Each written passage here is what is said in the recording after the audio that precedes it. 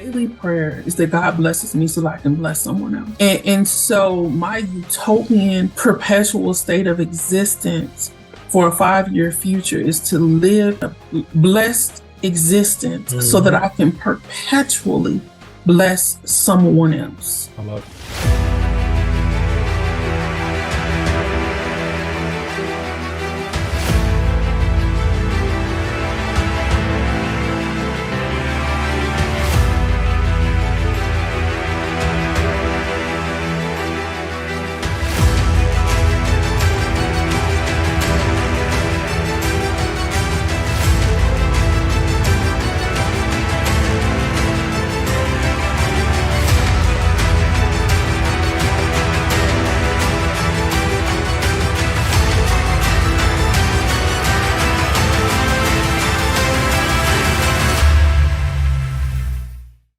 Everyone, we are super excited to have Dr. Khandicia Randolph on the My K12 Career Show to share her story, her journey with our viewers and our listeners.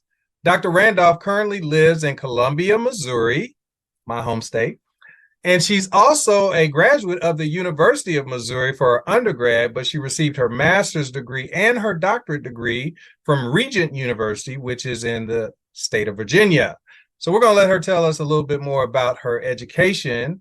But she also, while she was at the University of Missouri, had the opportunity to intern for the Chicago public school system, which is one of the largest school systems in the country. I think there are like 400,000 students. So I'm sure that that was a real good adventure for her. She didn't leave after she graduated from the University of Missouri, even though she's a native of Chicago, Illinois. So Dr. Randolph, thank you so much for coming on the show. What's going on in your life and in your career right now? A loaded question, but you're right. I am still in Columbia. I am a Chicago native, though. Whenever people ask me, well, where are you from? Well, I'm from Chicago, but I live here. So always make that distinction. I am a Chicagoan, born and bred. I am by no means ashamed of it. And I am living proof that wonderful things come from the South Side of Chicago. Awesome. Did you graduate from Chicago Public Schools? I did. I graduated from Whitney M. Young Magnet High School, same high school as Michelle Obama. Yeah. A little fun fact for those of you all in education, I did, and it continues to be a top 100 public high school for the last, as old folks say, umpteen number of years running. It is consistently ranked. So yeah, I'm pretty proud of that one. That's awesome. So I know Missouri is a great state, of course, if I say so myself, being from Kansas City. But what made you go from Chicago to Columbia, not only for undergrad, but also make the decision to stay there after you graduated? That's a not complicated story, but a little less than simple story. If I had my choice, I probably would have gone to the University of North Florida. Okay. They were giving out $10,000 scholarships at the time to students at Whitney Young, like on the spot. And my mom said, no, I can't afford a plane ticket from Florida for you to come home multiple times a year. And so it was out. Okay. I am the eldest of 8. And my parents established a rule, I guess, with me that wherever you went to school had to be within driving distance. Okay. And so that greatly diminished my opportunities to go to the University of North Florida or Stanford or MIT or anywhere else had I have been accepted or even applied to those. Sure. Therefore, narrowing my search at the time, I intended to be a business major. Okay. And there were only 136 accredited business programs and business schools in the U.S. At that time. Don't ask me why. I still remember the number. I'm a little anal, so I guess that's why. But of the 136, Mizzou was one of them. Okay. Had a thriving business program. Obviously, I got accepted along with a host of other schools. And, after narrowing down some options and visiting some places, visiting Mizzou felt right. It felt like home. And so that's kind of really what led to me coming. And what led to me staying. When I graduated, I just wasn't ready to go home. I'm a big city girl. I love the big city. I love the big buildings. I'm never going to stop loving big buildings. But I hate traffic. I don't like noise.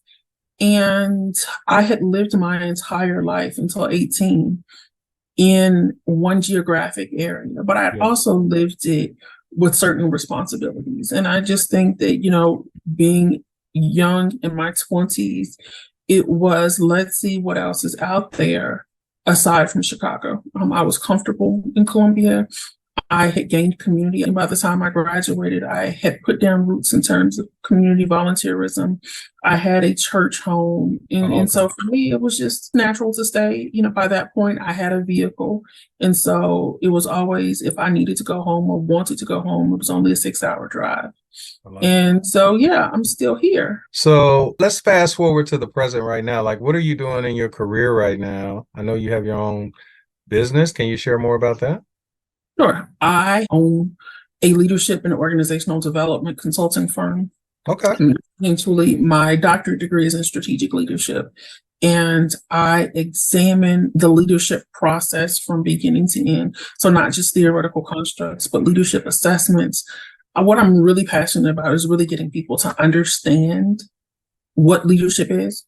There are huge misconceptions about it. And so one thing that's really a driving force for me is really getting people to understand what leadership is about. But I also have a specific research interest in the cultural and racial implications and mitigating effects of race and culture on leadership.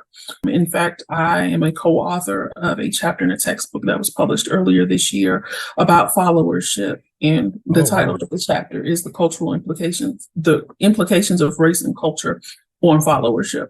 So in addition to teaching people about leadership and helping people be more astute, apt, efficient, or effective leaders, I also am an OD specialist. And so I help organizations operate more effectively. So I'm uniquely poised to be able to help both individuals and organizations not just lead more effectively, but help their organizations function more effectively. Okay. Is your work or the organizations and people that you work with mainly in Missouri, or is it nationwide? That's the wonder of the world we live in. I am completely remote, and so I have the opportunity to work with people across the country. I've actually done some workshops for an organization that I belong to based out of Serbia called Tomorrow's People. Wow. And I did an innovation and creativity workshop for them. I've recently wrapped up some work with a client who was in Pennsylvania, who does work to advocate for inclusivity in terms of literacy and literature. I have worked with organizations that are local. I've also worked with organizations in Illinois. I'm specifically passionate about helping nonprofit organizations because to me, nonprofit organizations are the organizations that really make the world better, that improve the human condition. I've presented at a conference in Bali on leadership development. And did you say Bali, like Bali, Indonesia? Yeah, I say things like that and people are like, wait, did you say? Oh, yeah. I mean, compared to what I see other people do in life, I really feel like I'm a regular person. And when I talk to other people, it helps me understand that there are parts of me that I am extraordinary. And I think that that's one of the critical roles of educators is that they help students, whether they're kids or adult learners, understand that there's something about them that can be or is extraordinary. And you pull on that thing until it unravels. And then it begins to encompass the very fabric of who they are. And so, yeah, I've had some opportunities to do some great things. I have a book. So in addition to being an LD and an OD expert, I'm also an author. I had the opportunity to publish my final doctoral project in book format. So it's called the Black American Church Leadership Dispensation and Challenges. And what I did in that is that I combined, I guess you could say, my three loves, or I intersectionality was the driving force behind it. I was able to address my academic love of leadership with my faith and under the nuance of culture. And so, yeah, I was able to intersect my passions of me, but look at the leadership in the Black church. And what the book does is it examines the Black church as an organization, not as a cultural phenomenon. Wow. So I'm sure there's people that are watching right now that are saying, wow, that seems really cool to have a job that's totally remote and I'm working from home and I get to go to all these different places to work with different organizations in different industries. If they're watching you right now and want to do what you do, what would be your advice to them in terms of how they could do that? They're probably working a full-time job right now, and they might want to pivot, but it's pretty scary to think, oh, okay, I'm going to give up a guaranteed salary to do something that might not pay the bills for a while. A lot of that has to do with faith and transparency. Don't necessarily just give up your guaranteed paycheck. I understand we all have bills to pay. I have a mortgage, I have a car note, I have insurance. And so I wouldn't necessarily say give up your guaranteed job. Now, if you are a person of faith, and I don't care if your faith is Christian faith, Muslim, if you're Buddhist, Confucianism, if you feel like you're being pulled by God, by your specific deity in a particular direction, then by no means, I am nobody to tell you not to follow that voice. If you have prayed about it, if you have meditated and you believe that that is what you're being called to do, then you take that step. So if you're out there and you're wanting to start your own thing, just do it. And I find myself saying that a lot. I've coached someone recently about writing a book, and a student who I was working with, coaching them through their final project. And I'm like, people always ask, well, how do you start? You just have to start. You have to start somewhere. And so whether you start a LinkedIn profile for the business, or you're starting a page on social media, whether you're hiring a graphic designer to do a logo, registering the name with the Secretary of State, because remember, you got to be a legitimate company. At least get your ducks in order, get your EIN number, get your name registered with the Secretary of State so that you can operate as an actual business and just start. I like that.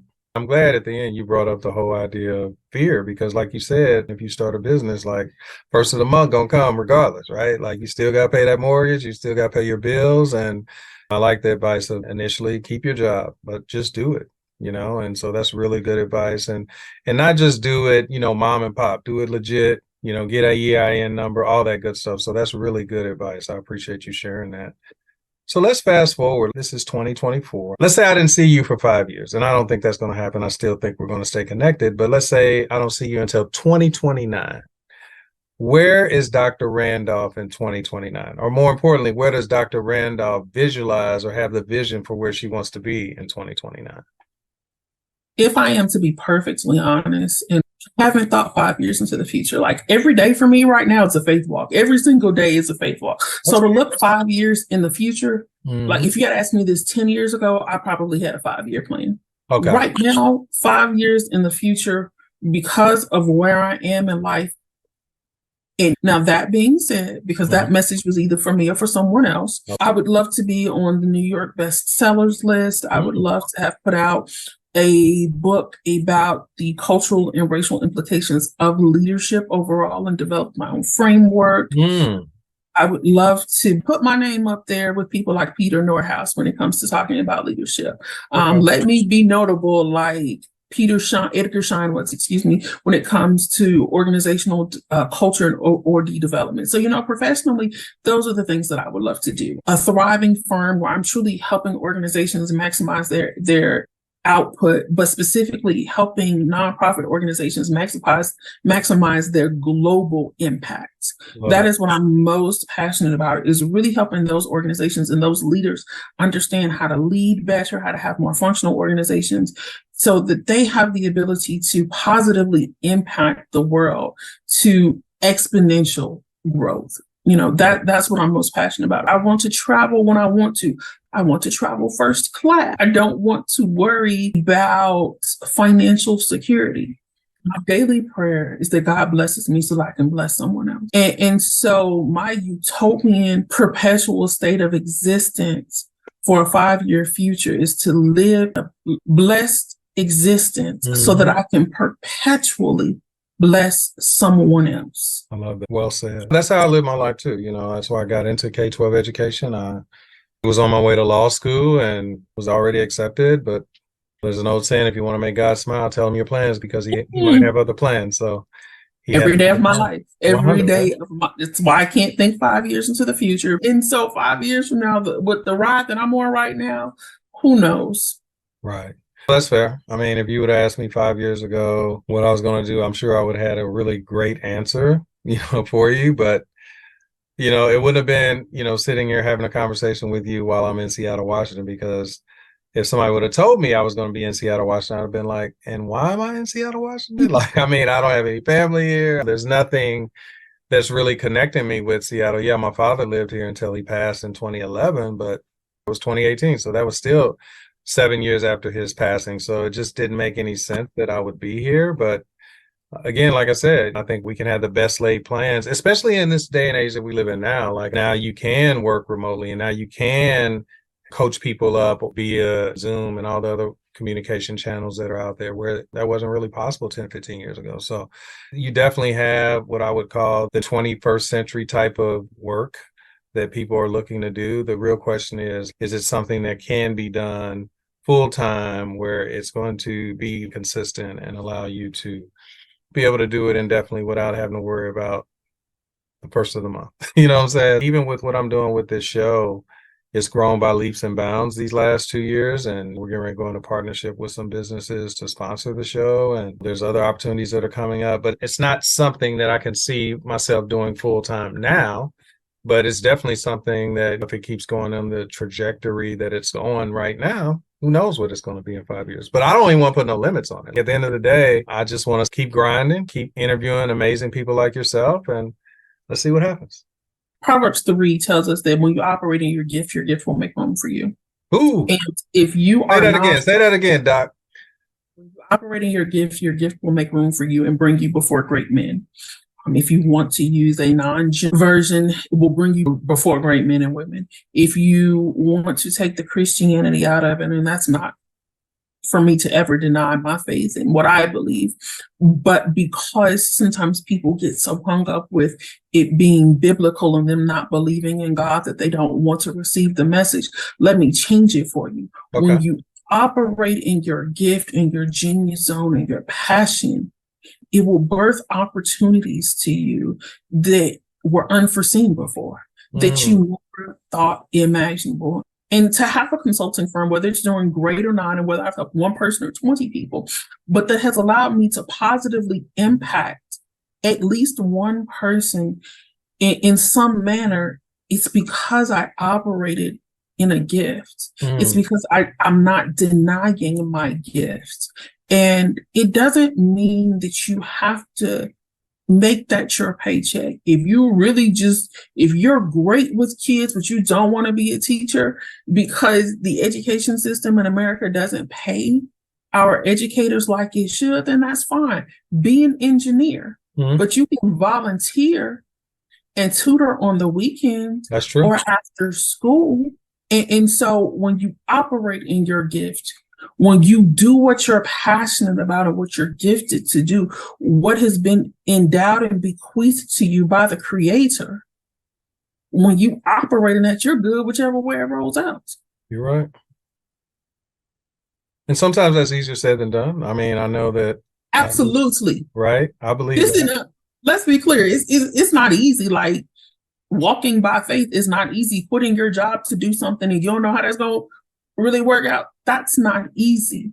But if you have a burning passion inside of you to do something, figure out how to do it, regardless if you're doing it full time to meet that first of the month commitment, or if you're doing it part time for community engagement. If you have to stay up late and interview, working with people, if you're into podcasting and you're on the East Coast, but your fan base is on the West Coast, maybe it means that you don't start that podcast until 10 o'clock your time. That's true. And it might be a struggle because maybe you have to get up at 5 a.m. for work. And so on that night that you do the podcast once a week, you're not getting in the bed until midnight. And so your sleep is cut. But if you're diligent at it, and if your gift is bringing you forth, it's going to put you in situations where then you have those sponsors. And so somewhere down the line, you just might have that opportunity to say goodbye to your thing that did pay that first of the month obligation and to do what you want to do. That's really powerful. Thank you for sharing that. Well, you've been dropping all kind of golden nuggets for our viewers and our listeners. But before you leave, can you please tell us how we can connect with you, and then we'll say goodbye. There are a myriad of ways to connect with me. There are 2 LinkedIn accounts. Both of them will get to me. One is primarily an author's page. The other one is my professional page where I post about author things, but as well as things that deal with leadership or development. You can also connect with me on LinkedIn. Those are 2 pages as well. One is Khandicia, the other one is Dr. Khandicia Randolph. Again, that's an author's page more so. And I am on Facebook. There are 2 pages for that one as well. Essentially, if you type in Khandicia, which is spelled Khan as in Nancy, D as in David, ICIA, I am the only one that should come up. In terms of emailing me, you can email me at just Dr. Khandicia, KHANDICIA @gmail.com. And you can visit me at https:// Finer Consulting Service, no S on the end. That will take you to my webpage. There you can see the services that we offer, more about me, as well as book or schedule a consultation and or an appointment. Love it. Love it. We'll make sure we get all of your contact information as well as your website in the show notes, and definitely make sure that people will have a way to get in contact with you. I really appreciate you coming on the show. I appreciate your authenticity. I appreciate your transparency. And I have no doubt that the future is bright for you indeed. So just keep the faith. And like you said, just keep betting on you and it's going to pay off. Thank you so much.